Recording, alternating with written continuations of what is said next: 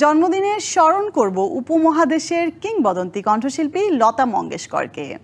আজ গুণী এই মানুষের ৯৬তম জন্মবার্ষিকী। শুধু ভারতের নয়, বাংলাদেশের সঙ্গীত প্রেমীদের কাছেও তিনি ছিলেন এক আবেগের নাম। গানের সুরে তিনি জয় করেছেন শ্রোতার হৃদয়ে, তাই আজও তিনি অমর কোটি ভক্তের হৃদয়ে।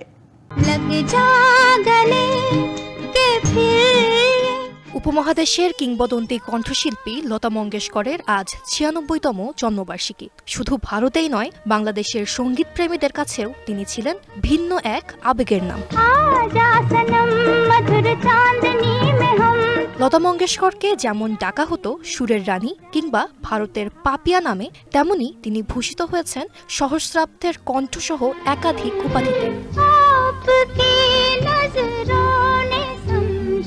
তিনি সহস্রাধিক ভারতীয় ছবিতে যেমন গান করেছেন, তেমনি এক জীবনে তার গাওয়া মোট গানের সংখ্যা ১০,০০০-এরও বেশি।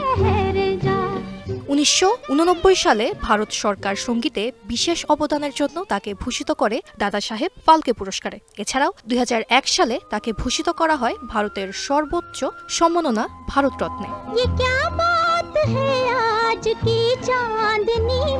২০০৭ সালে ফ্রান্স সরকার লতা মঙ্গেশকরকে ফ্রান্সের সর্বোচ্চ বেসামরিক সম্মাননা লেজিও দনরের অফিসার খেতাবে ভূষিত করেন।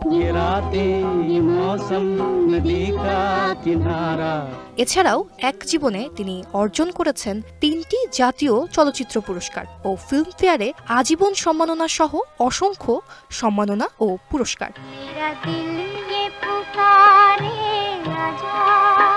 জীবদ্দশায় বাংলা গান এবং বাঙালি সংস্কৃতির সঙ্গে লতা মঙ্গেশকরের ছিল গভীর সংযোগ। ১৯৫৬ সালে হেমন্ত মুখোপাধ্যায়ের সুরে প্রেম একবারই এসেছিল গানটি ছিল তার গাওয়া প্রথম বাংলা গান।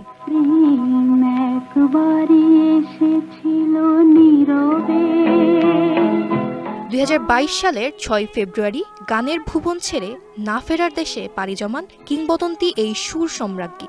জন্মদিনে গুণী এই শিল্পীর প্রতি রইল শ্রদ্ধা। DBC news desk.